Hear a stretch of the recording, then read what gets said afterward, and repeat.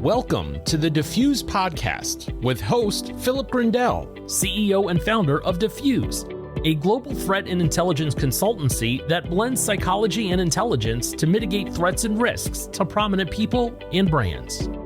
Welcome back to the Diffuse Podcast. Today I'm hugely excited because we have a special guest for me, certainly, Mr. Bill Zimmerman.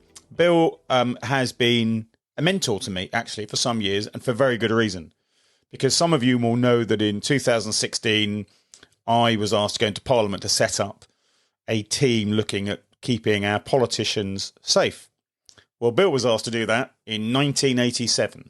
So that's a significant career keeping politicians safe in an environment where threats arguably are greater than they are in the UK because of the very nature of what goes on in the country, in the US, and because the sheer population and the volume of what's going on over there. So, Bill, welcome to the podcast. Thank you for doing it. Huge honor to have you. Well, it's a huge honor to be here. I mean, it seems like it was just the other day, not 2016. If somebody would have asked me, I would have lost that bet on when we did this. But and just for the record straight, the Capitol Police Threat Assessment section was actually started in '86. I came on in '87. I was lucky enough to find it, and lucky enough to get to become part of it in '87. And I spent the last 27 years of my career there. So just wanted to make sure that was part of it, that it was actually around before I got there. Sure. But I was lucky enough, didn't make a charter member, but I was lucky enough to be there at the beginning. So what were you doing before you went on the Capitol Police Threat Assessment team? I was with our Dignitary Protection Division, which again is a lot different now than it was back in the 80s. Well, let me just do the whole bit just to make sure we're the same. I started in '82. We were a very progressive police department. I started when I was 12. No, I'm just kidding.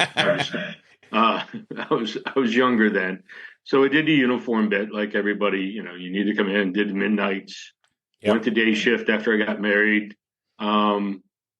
There was an opening for a specialty unit that there was 5 entrances to the house floor.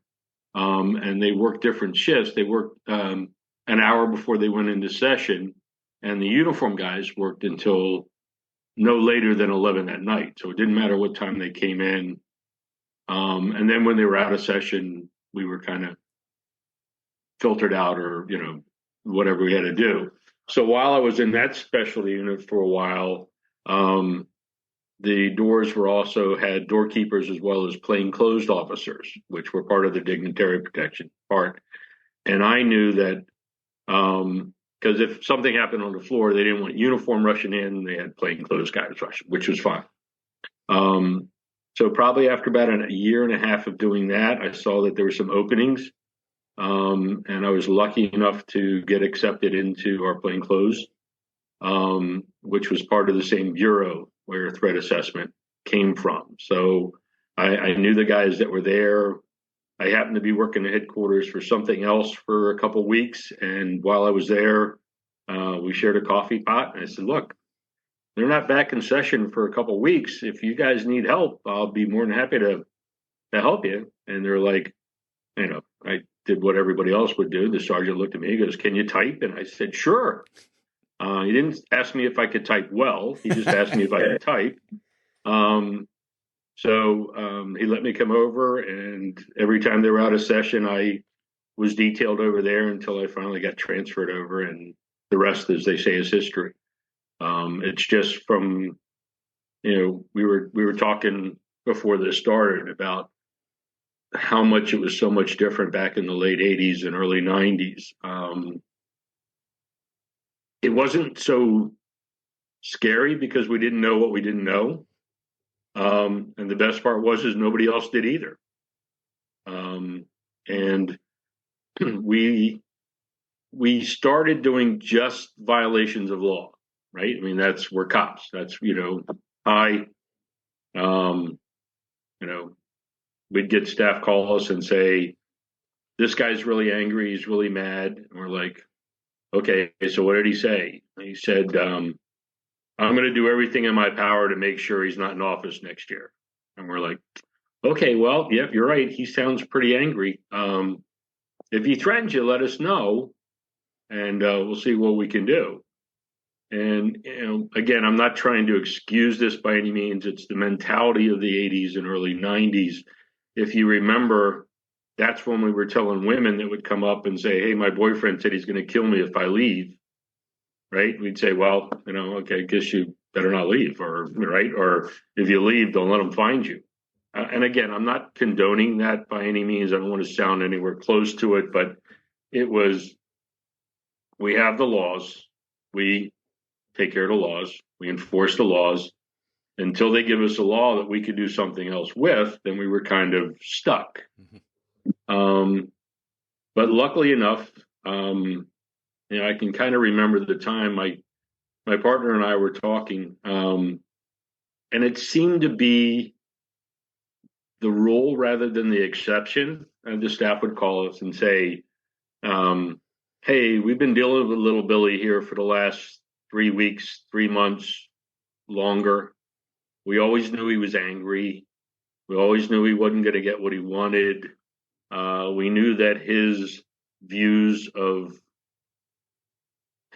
weren't the same as our boss.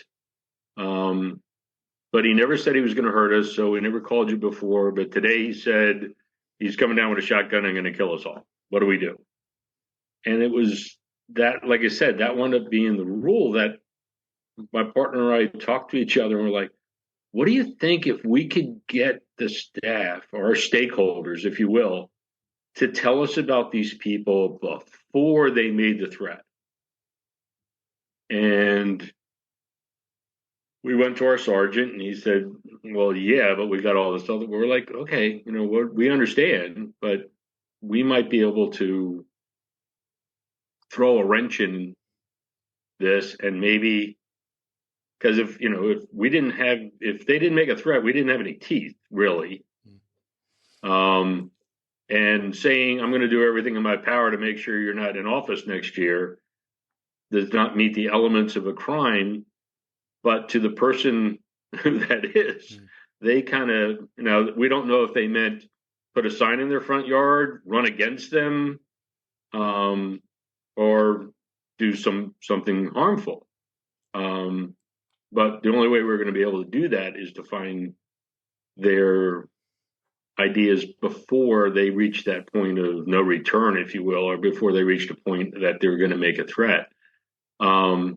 And we went to the command at the time, and luckily enough, all the way up to the chief, they were, we kind of told them about what we were thinking, and they're like, okay, you can try it, and we'll reevaluate it in a year and see what we got. And I retired 27 years later, and we were still evaluating whether or not it was working. But you got to watch, you always, like everything else, you got to watch what you ask for. We go out and educate our stakeholders and say, look, we don't, we want the guy who makes the threat. Absolutely. Because everybody understands, the research shows that, you need to look at who poses a threat rather than who makes a threat. And the majority of people who make a threat don't pose a threat. But there's always that couple people that do both. So you have to take them all seriously, and you have to go forward with that. But we started saying, look, not only do we want those, we want that person who is in an extreme mode of either hate or like. The hate, everybody kind of understands, but they're like, well, no, we want the people who vote for us and stuff. And I used to have to tell them, I said, look, if you've got somebody that likes your boss more than you do, and they're not family, maybe we should know about it. And there's been a few, because, I know I'm kind of preaching to the choir talking to you, but the two biggest emotions we found that you really can not control quickly is love and hate. Mm-hmm.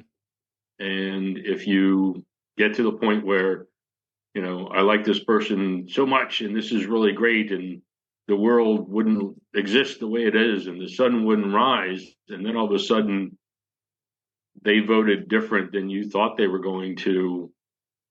That, when you shatter that glass bubble, trying to figure out why that happened. You're like, oh my goodness, this person likes this person so much. Why? What happened? So if you already know that person, you already have things ahead of time, then you're not wasting valuable moments trying to figure out where they are and who they are, et cetera. So that's kind of I've got enough Irish in me that I've never been able to know how to tell a short story. So I apologize for that. So just so we know then, so I'm not always that familiar. In terms of the Capitol Police, are you looking after Congress or the Senate, or is there both? Or well, actually, Congress is the House and the Senate, right? But they call the House members congressmen, so that's where it does get a little confusing. Not just your side of the pond, but people on this side of the pond get it confused too. So the U.S. Capitol Police are responsible for 535 members of Congress and certain other protectees. Yeah. There's a number of top congressional leaders that have more protection than others. And then the other ones are designed as it comes, it's necessity driven. And how much of your work then is working alongside the U.S. Secret Service, because they look after the president, presumably. Is there a crossover? We work a lot together because we share some of the same people that they're upset with the government. And Philip, let me put the caveat in here. I want to make sure everybody understands. I'm retired from the United States Capitol Police. Yep. I've been retired since 2015. A lot of the things may have changed. So I want to make sure everybody understands I'm not speaking for the United States Capitol Police or the threat assessment section. So I just wanted to put that caveat out there real quick, because threat assessment itself hasn't changed. Their ability to conduct the investigations have changed a lot since I've been there. We have field offices, but again, I just wanted to make sure that everybody understands that I'm talking as a retired person, not as an active duty guy. So well, we're both retired from the government, so praise the Lord, frankly. To get back to your original question about working side by side, we worked probably the same people together. Where if someone was to threaten, that was making inappropriate communication with a congressional office, but then made inappropriate contact or references to the executive branch, then I would supply that information to the executive branch. And I'm not going to say we would coordinate all the way through, because they had their ways of doing things and we had ours, but I would at least follow up and make sure that if I wouldn't plan to go out and interview somebody if I knew they were going to. I knew what they were going to ask. They were going to ask the same thing we did. What's the executive? Is that the president and the kind of cabinet, the government? Right. Well, there's three branches. There's the executive branch, the legislative branch, and the judicial branch. And especially in Washington, D.C., and especially where they meet, those separations are exact and finite. So the executive branch, which is the Secret Service, the president, the cabinet, that part. The legislative branch is who I worked for. And then the judicial branch is the Supreme Court, and they have their own police department also. Right. So that's why I was just saying we didn't work hand in hand with them, but we shared information to make sure that they knew of the same people we did. If they were, coming to, the Capitol is the easiest building to find in Washington, D.C. I had a lot of people that were coming there to speak to the president. So, I dealt with them a lot, but as far as working specific cases together, that didn't happen very often because they had their protectees to worry about. We had ours. And that separation was specific and finite. I mean, we shared information, but like I said, I wouldn't. If I planned on interviewing somebody that was very interested in one of mine, and I knew they were going to go out on Wednesday, then I would either try to coordinate and have either somebody with us with them, or just wait till they finish theirs. And so we're not, dependent on the facts of that case. We don't want to, double team the guy any more than necessary. And if they come up and determine that he's, his ability to carry out whatever he said was low, then we would take that information and evaluate it. And if we came up with the same thing, so that's. We did the same thing, but with different attitudes. So, the one of the funniest things that I used to, when I first started hanging out with you guys, was because it was the Royals at the beginning, that all the Royals had their own protective teams, but those protective teams didn't talk to each other. Yeah, and that's one of the things we thought was surprising. Yeah. It's about communication. It's about sharing information. And it's fascinating sometimes when protective details kind of take on the persona of the person they're protecting, and the kind of, they think because I'm protecting the Queen, as an example, God rest her soul, that they're superior to someone who's protecting a prince. And you see the same in kind of government circles where they kind of take on that kind of aura of the person that they're actually looking after, and they forget actually they're just all the same. Which is one of the things I like about most people that, and not just the government and protection, that they'll rotate those guys through. Just it's good that you have somebody that's close, but you don't want a team that's close. You need. And even that guy up top, you need to keep those. Again, it's not anybody's fault. It's human nature that you've been around that kind of. I don't want to say power, but I guess that's the only adjective I can think of, for a long time, and you're used to getting things done. Where you've got, luckily enough, somebody like me and you that are looking at the threat side and saying, yeah, we agree. The protecting may not like this, but this is what we strongly suggest happens. And we need you to help us convince them that it's going to be in the best interest of everyone. And that's probably the only, out of 27 years of doing it, I really never had anyone that was on a detail with somebody that had 24/7 protection that got that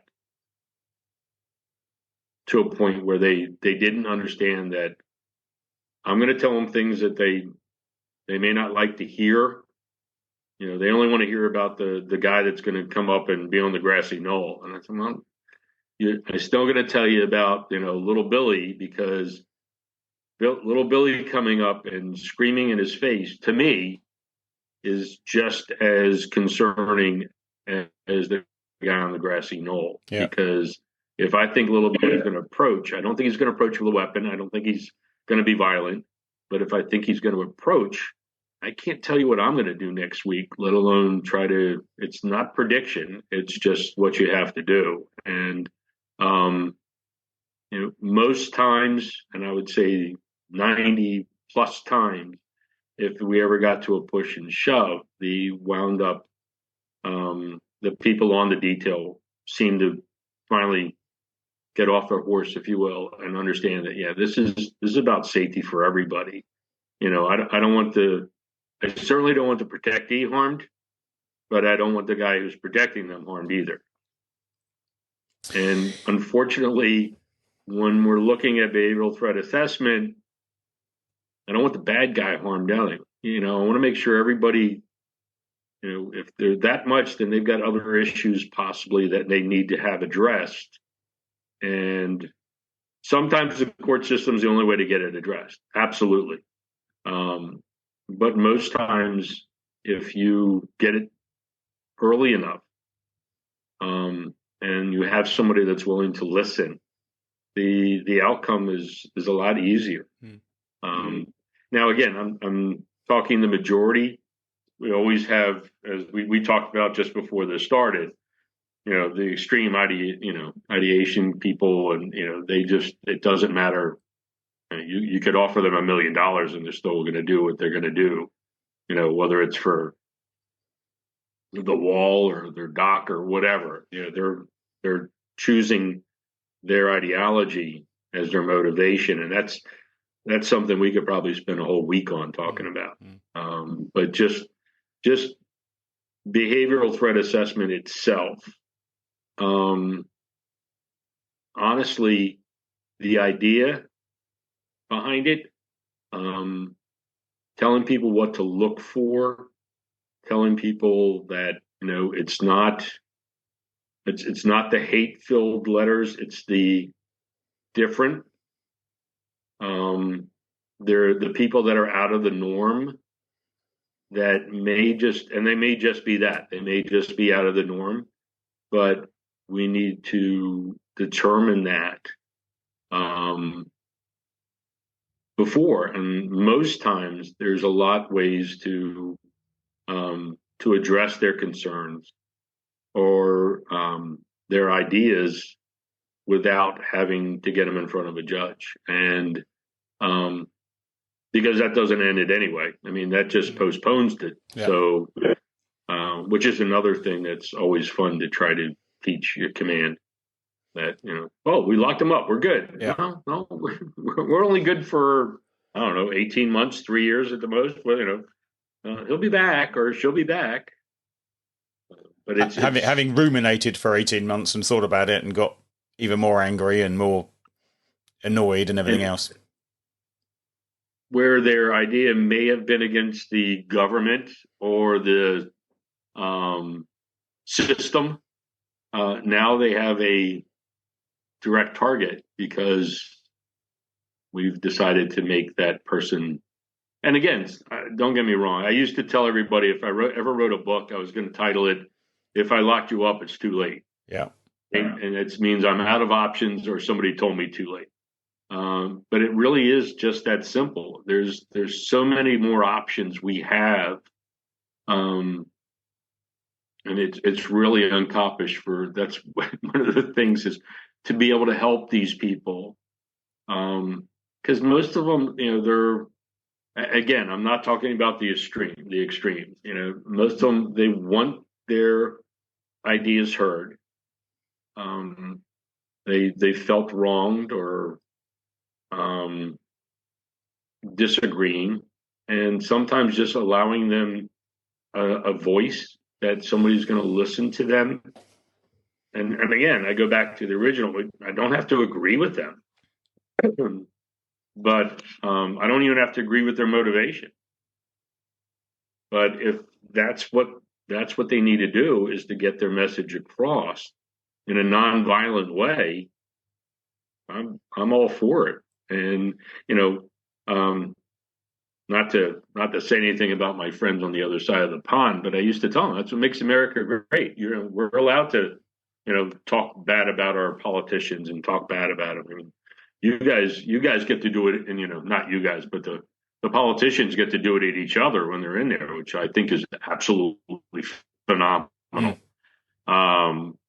But for back from the day, the reason we got that free speech and stuff is because you don't talk bad about the king. Well, guess what? We don't have a king, so we got a president, we got representatives, and we can talk bad about them.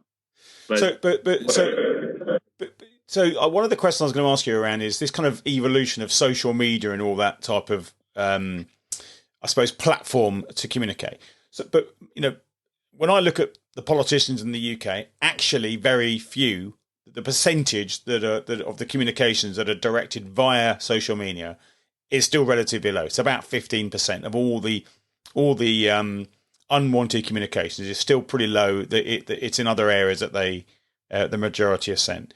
But prior to social media, when you were doing the threat assessment with Capitol Police, were you just seeing exactly the same type of communication, but just by letters and phone calls and just a different modem of communication?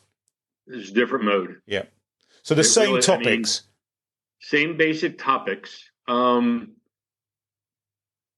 think the biggest thing about social media, in my view, is if I had a view against my local representative, I'd have to go out and find people that had my same ideology, had the same stuff about the school board or whatever.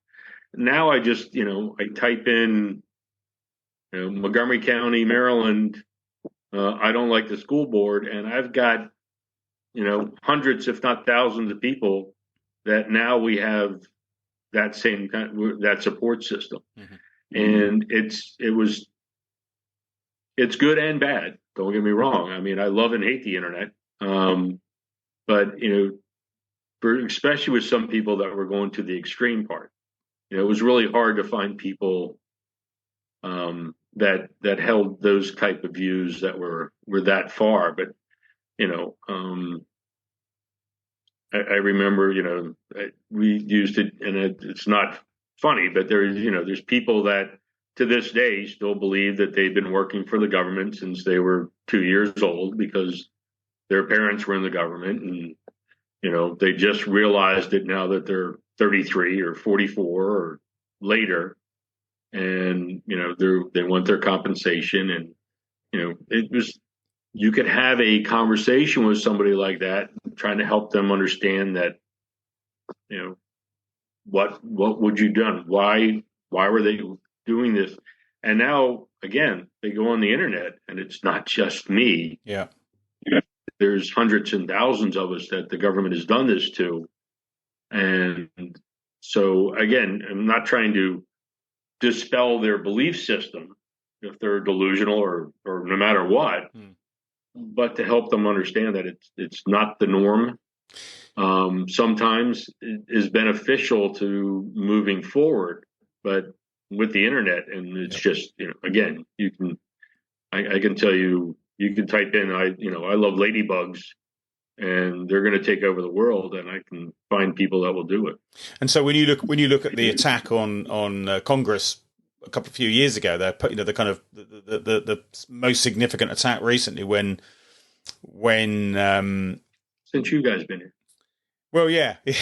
Since we've been here, yeah. Since we left, we were pushed out. Since you left. We were very rudely asked to leave several hundred years ago. But the riots and the demonstration and the invasion by again, that was these kind of echo chambers that were created on social media that are collating everyone together and encouraging false beliefs and fake news and all that sort of stuff.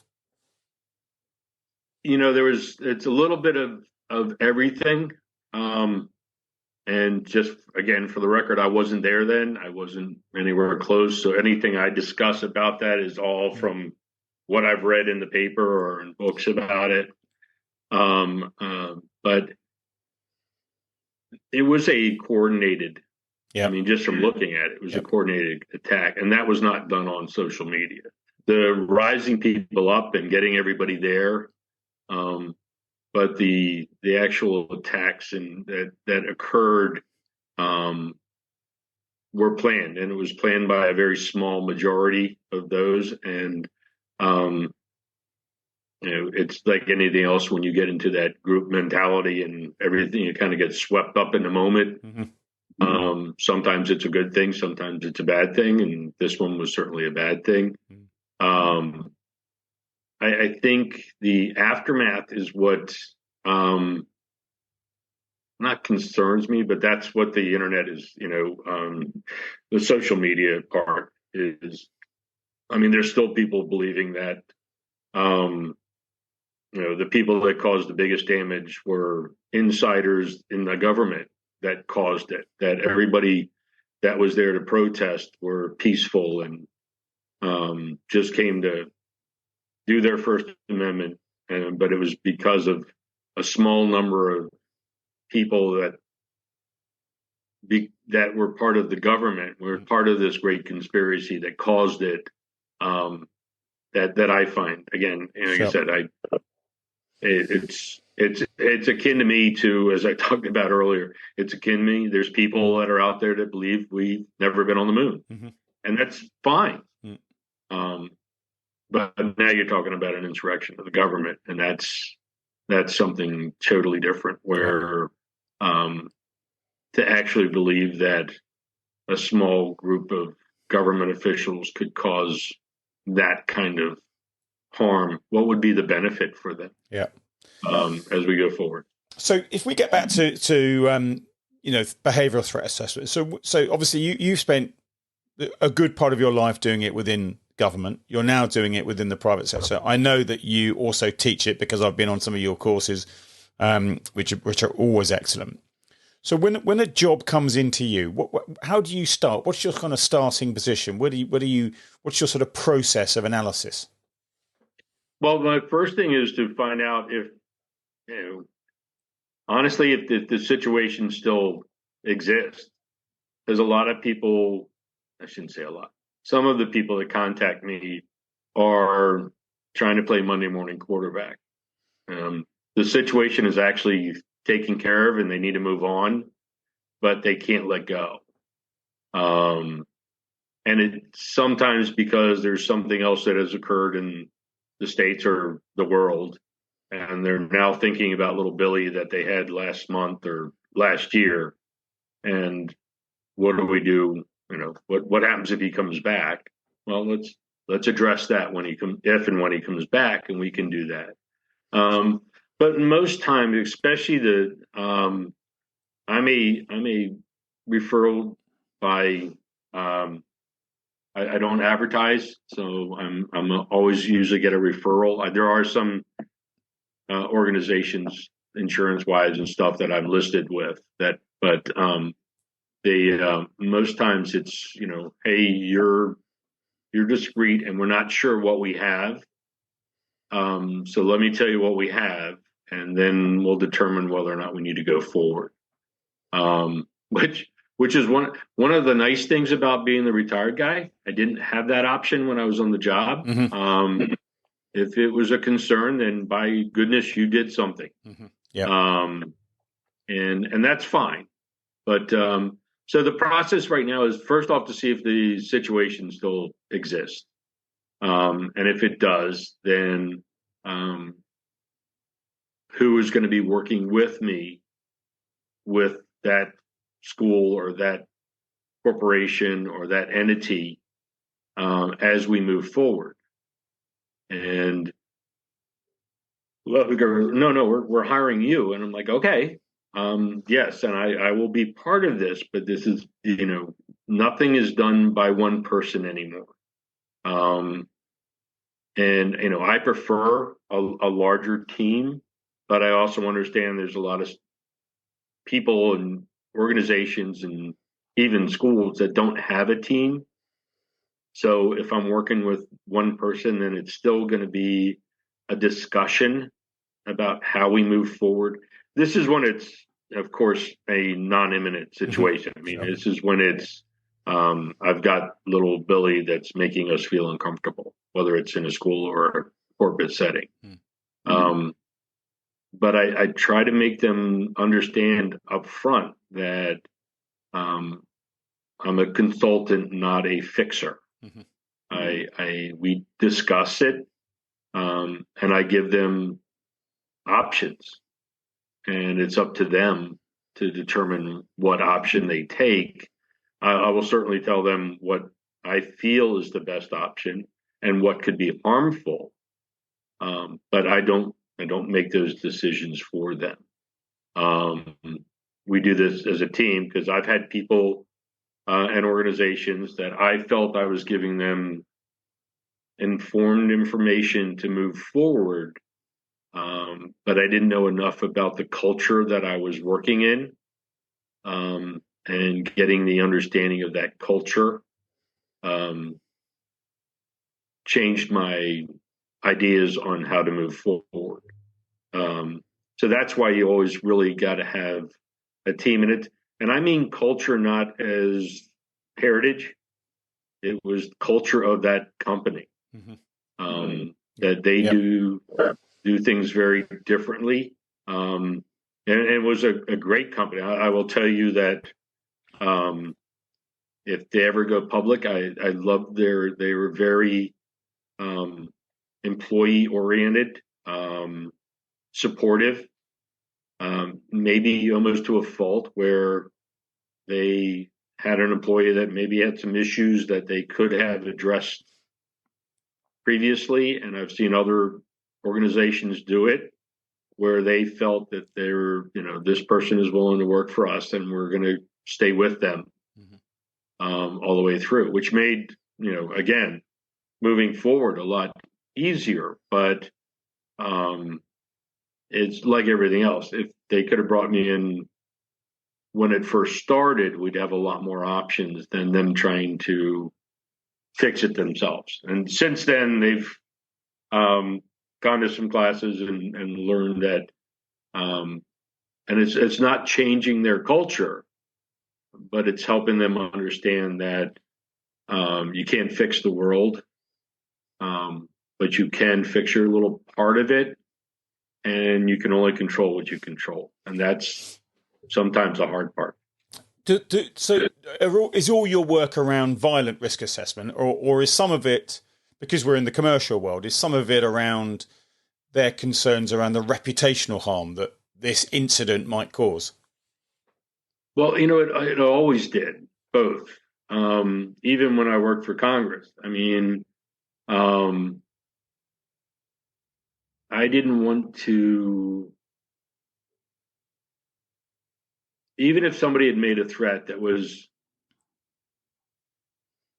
met the elements of the crime, but then I found out that the subject was, and I'm not saying age makes a difference, but I'm just giving an example, and it's not a real one, but he was a World War II Bronze Star, Battle of the Bulge kind of guy that had never been in trouble before, that, he was from that generation and they spoke their mind really well.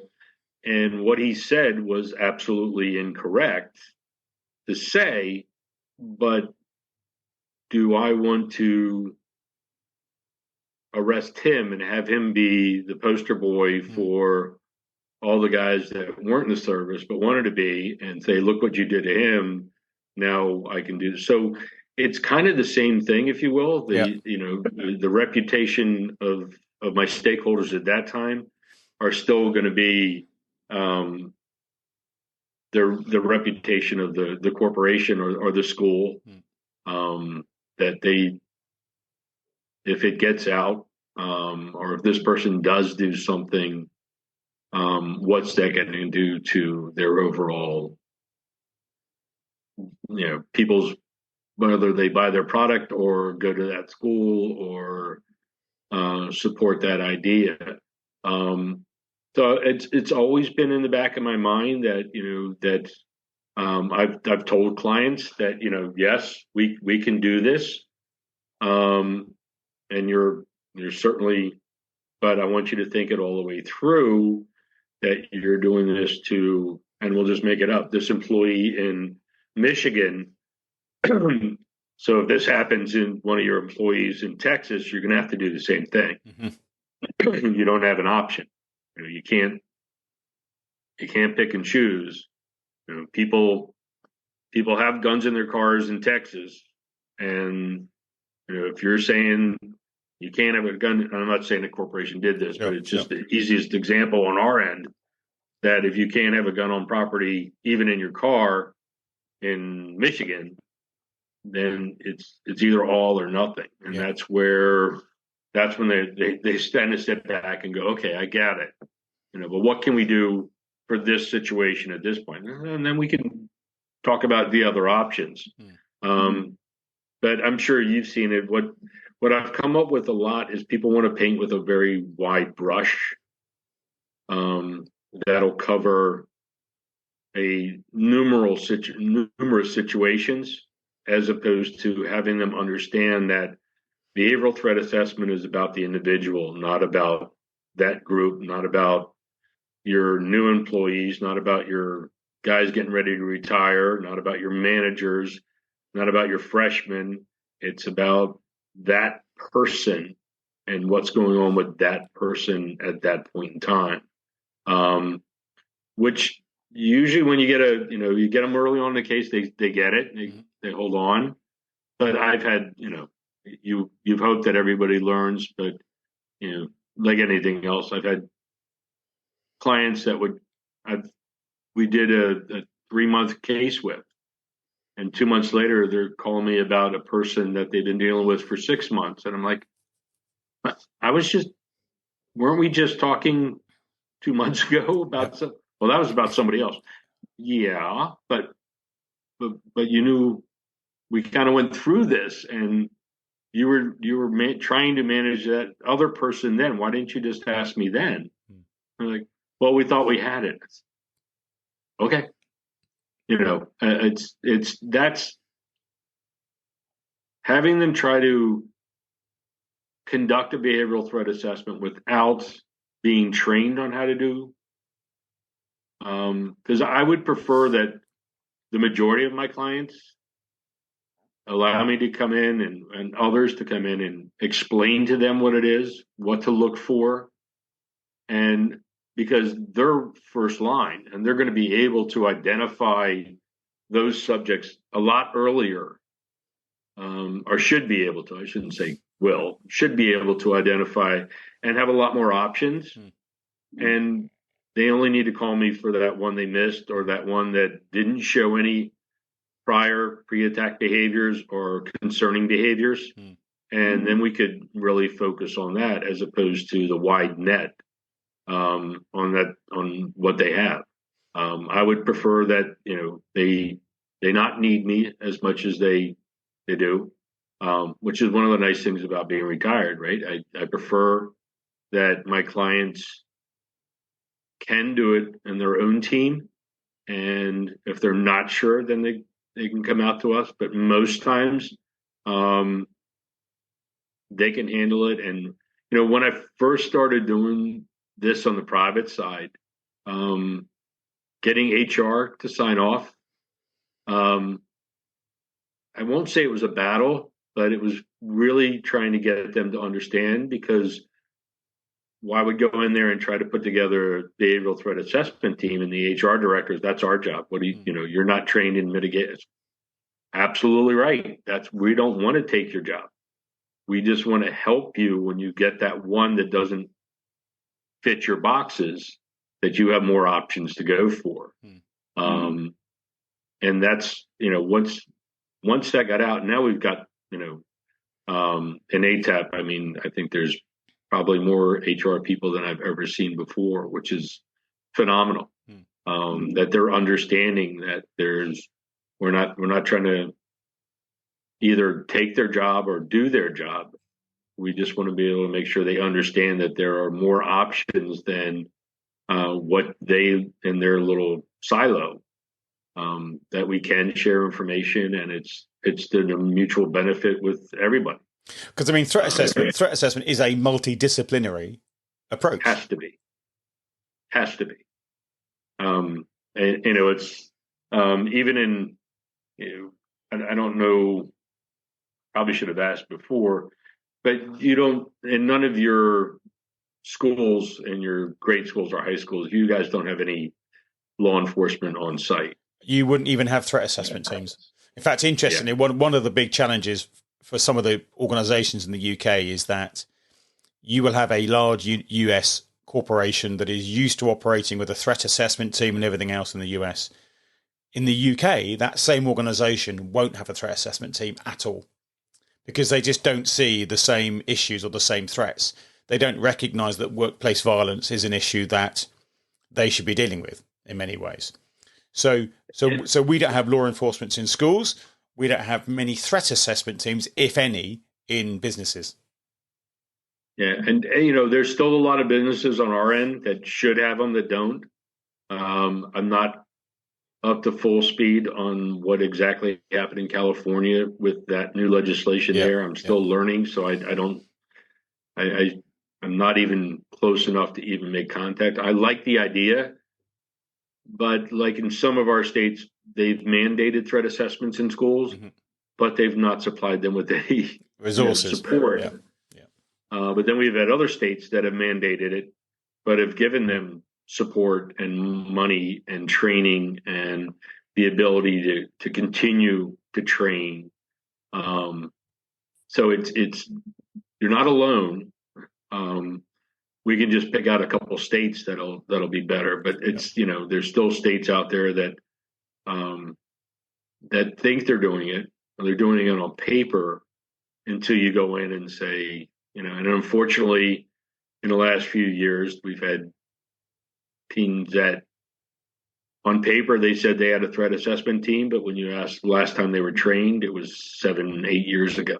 Yeah, and those people aren't even with the school anymore. So I think one of the challenges over here, Bill, is that you have a kind of recognised term in terms of workplace violence. Everyone in the US kind of understands that and knows what that means.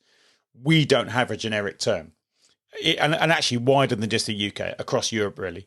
And so I think many people in the UK, from a commercial perspective, are put off by the term violence because they don't see toxic behaviour, to give it a better phrase, as being part of that violent issue. They see violence very simply as a physical violent attack. And actually what they're not recognising is the elements of bullying, sexual harassment, all those sort of other behaviours come under that title.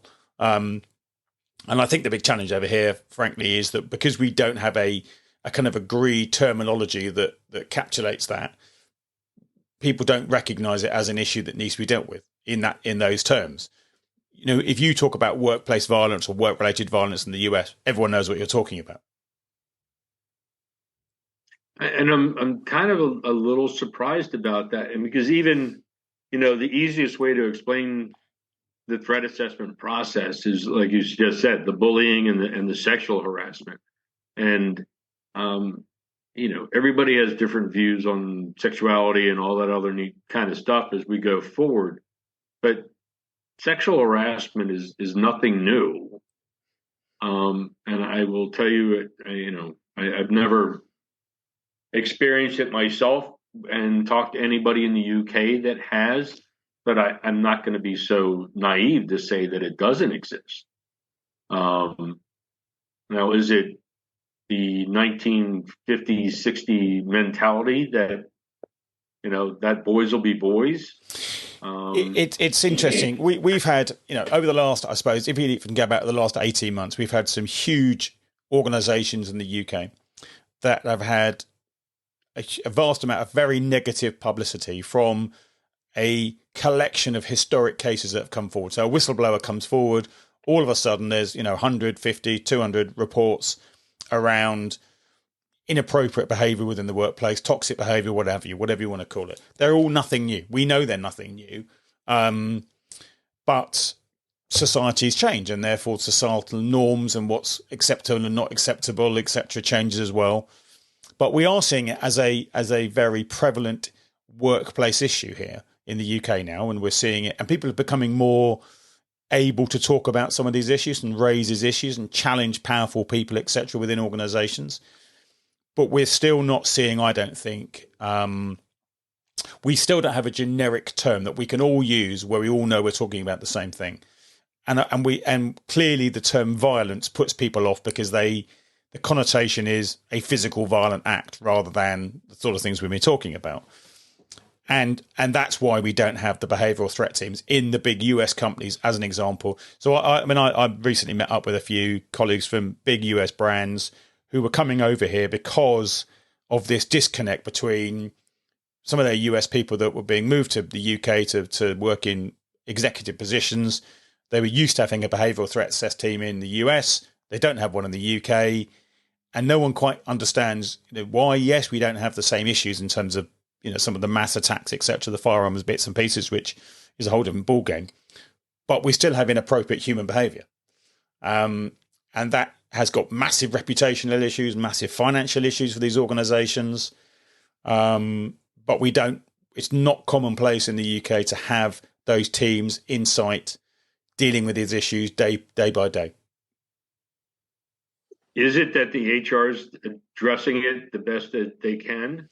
Oh yeah, or are they just not being addressed at all? Oh, I think they are doing the best they can, but I think very often it's a case of we've got a policy in place, so therefore, because we've got a policy, everyone should know what is right and wrong. The fact that no one ever reads a policy is neither here nor there. But what we're not doing, and interesting, I've been working with Ted Calhoun recently around this subject, around looking at there are recognisable behaviours that need to be reported and need to be addressed. Some of those behaviours become supervisory issues. Some of them become evidence of an escalating issue with someone who is a potential ongoing threat and needs a different approach. And so what we're trying to do, but we're not quite there yet, is providing this kind of intelligent solution or intelligent process of doing it, rather than doing conflict management or doing policies, because the conflict management is a very different thing to managing a threat. Absolutely. And I think you might have hit it on the head. It's not just the violent threat. It's the threat to the reputation, and that can be as damaging, if not more so, to your corporation as a whole, which means your employees as a whole, which means you've just created your own issues into that, where it should be or would be a benefit to the organization as a whole to address these sooner. And not just, don't get me wrong, you need policies. Mm-hmm. You have to have them. But they also have to be understood, because, unless it's a law, the policy is you can get around. Because if you look deep enough, there's a policy that'll contradict that policy. And for those people that like to try to manipulate others in a non-productive way, they probably know policy better than anybody else. Choose to only remember the ones that are going to affect them the most. But yeah, addressing, even addressing them before they have to get to conflict resolution is a cost-saving and energy-saving, time-saving idea, which means you'd have to have some form of behavior assessment. So it doesn't have to be a violent risk assessment, but a behavioral assessment is going to be the same thing. But just because you call it a threat assessment or a behavioral threat assessment, the threat doesn't have to be violence. The threat could be, employee retention. Mm-hmm. People don't want to work here because of little Billy. He's just toxic, and we have to retrain people every 6 months or 3 years, whatever it happens to be. And I guess I'm going that way because when I first started doing this, we needed to convince the bean counters, that if the behavioral threat assessment team does what they want or does what they should and do it very well, the minimum outcome that you are going to see, it should be a minimal outcome that you're going to see, that they're addressing the things early, that,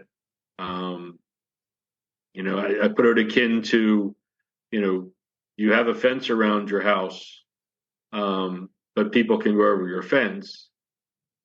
And then you put electricity to your fence so people can't come over it. But in 2 years, you look at your budget and say, I'm paying X for the electricity and nobody's coming over, so let's take it away. And as soon as you take the electricity away, now people are coming over your fence again. So it's really hard to prove the negative. But understanding that your corporation, your school, whatever you're dealing with, your government is moving forward and not have to take their time and effort for the big things take long. So you take a little bit of time, a little bit of effort to address them at that scale, then you're not going to have to worry about, you can put your time and effort to those extremists that are trying to get over your electric fence, that are trying to develop it. But it was a hard sell then, and people are starting to understand it, but it's still a hard sell. Yeah. Because we don't have anything we don't have a widget to show them what we got at the end of the month or the end of the year, except that, you have as many employees working for you as you did before. You've got less disgruntled employees. You've got less complaints.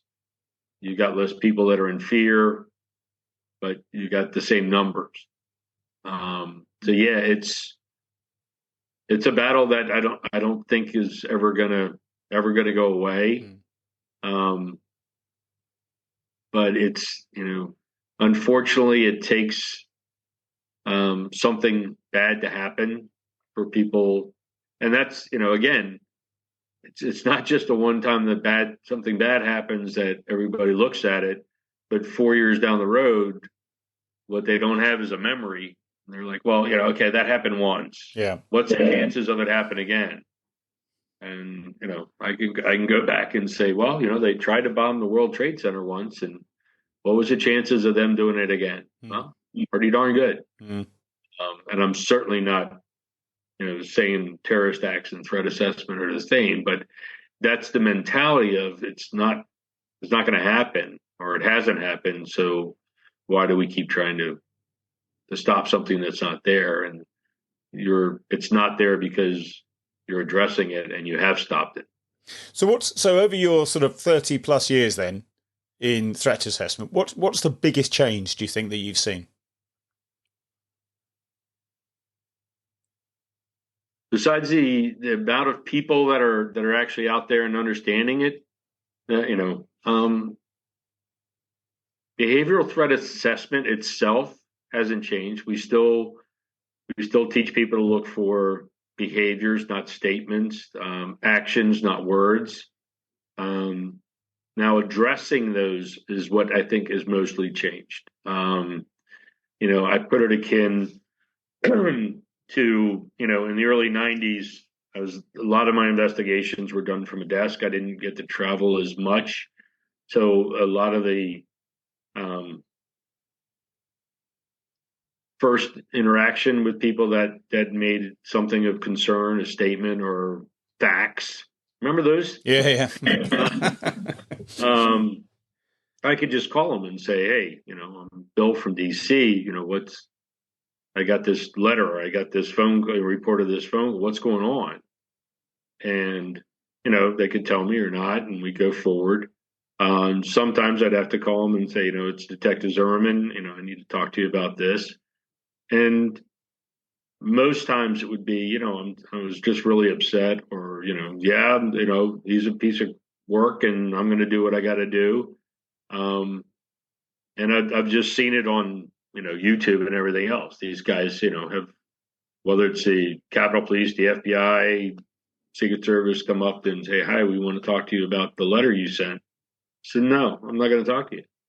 Well, you seem like you've got some information you want people to know. Well, I do. So I'm not, they're just, am I going to be put on a list or something? I'm going to not be able to get on a plane? Well, it's really going to depend on how we go it. And they're just, and again, it's not that they agree. They're just, the whole idea on the part is you sent this communication, no matter how. You wanted to get somebody's attention. You've got somebody's attention, but now you don't want to talk about it because they've found out that they're not going to get. They'd rather yell, or holler, like Ted Calhoun says, than anything else.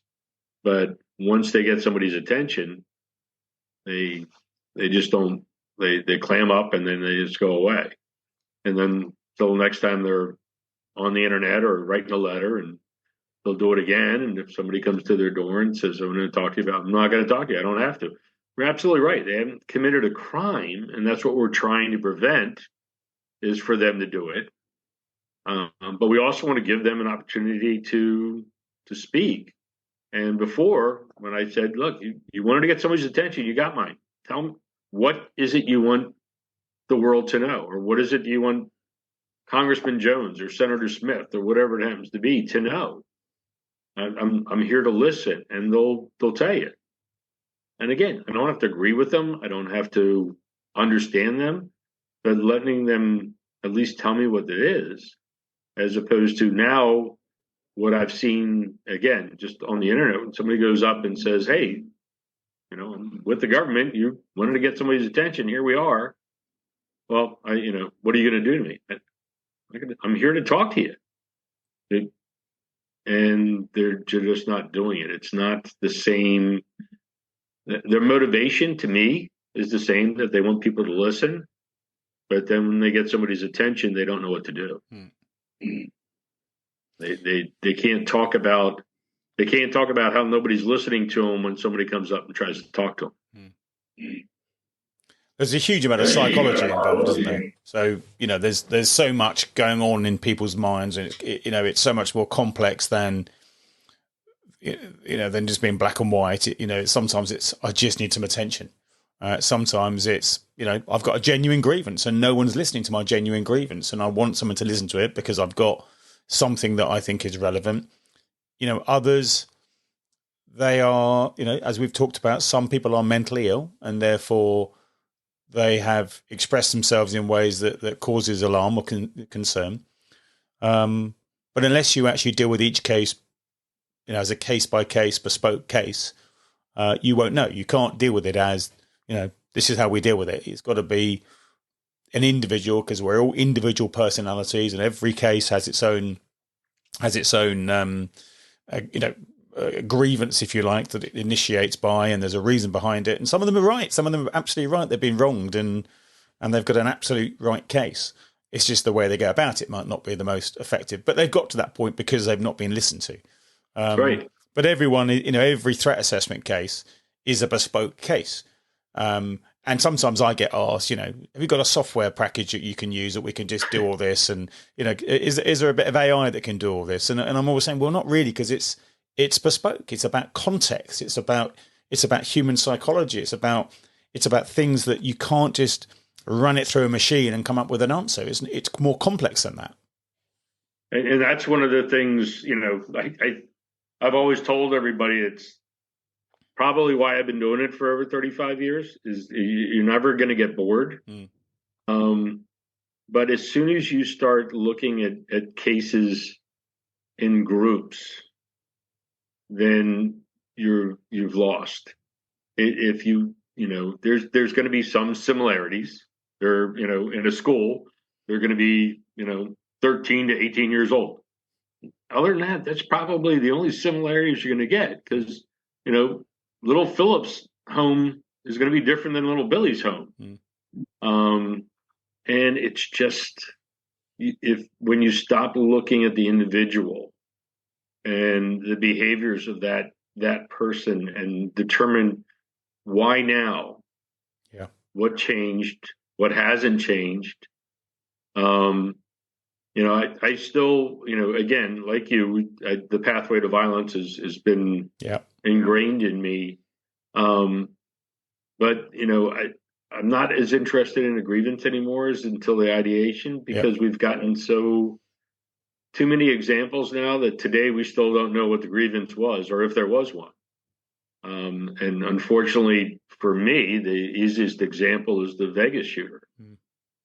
There's people out there that have done some great research and that have been involved since day one, that have some ideas that he had some grievance with the casino or casinos or gambling establishments or whatever, however, but it doesn't support his actions months and, many months prior to the attack. And I'm not saying they're wrong, but he didn't leave us a note to tell us what it was. Yeah. So it's great when, I'm sure there had to be some grievance or something, but we don't know. So I don't. My pathway is just 4 steps. So I start with the ideation. I don't worry about the breach because I can't stop the breach. So it's 4 steps. And, I just remind everybody they go up and down it. But, somewhere in their life, somewhere, as you said, there's something, as a friend of mine said, the easiest way to describe a grievance is somebody did something you didn't want them to do or didn't do something you wanted them to do. Other than that, life's life. But, it's really, like I said, that, going back to the original question, what's the biggest thing that's changed? It's the management strategies and how you work them. And that's where you have to adapt and go forward. I've been with a lot of people, lucky enough, been around this for a long time and hanging around ATAP for as long as I have. I've been lucky enough to speak with some people that are probably forgot more about threat assessment than I'll ever know in my life.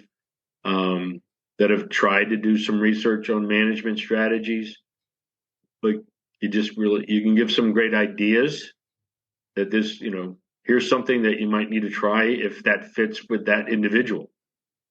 And that's the only way you can do it. Yeah. So ATAP, for those that listeners that might not know it, is the Association of Threat Assessment Professionals. And in Europe, there is the Association of European Threat Assessment Professionals. In other parts of the world are various different connotations. It's for me probably the best association within my world in terms of security and all that sort of stuff that I'm a member of. I think the level of knowledge and expertise and insights and case studies and all the various elements of that is exceptional. Well, I got to, kudos to John Lane and those guys at LAPD and, going back to, it was funny. I just, my first ATAP conference was in 1993. And it was actually the second conference. And I found the book just the other day and I took a picture of it, sent it to John Lane. And then, you start thinking about, and I was going through it, and it's funny. Some of the ideas we had even back in the 90s, we didn't have the research to back it up, but we do now. Wasn't really much different than what we had before. Shows A, that I'm a little bit of a pack rat, and B, that again, we never want to stop to get new ideas. We never want to stop to learn, to change if needed. But sometimes you don't. Change just to change isn't necessary. Yep. And just, staying with the basic and ATAP, like I said, I've been associated with them for over 31 years. And I can't, can't agree with you more than it's probably the best organization in our field, bar no other. I mean, it's about educating everyone in that multidisciplinary team, not just law enforcement, not just HR, not just shrinks.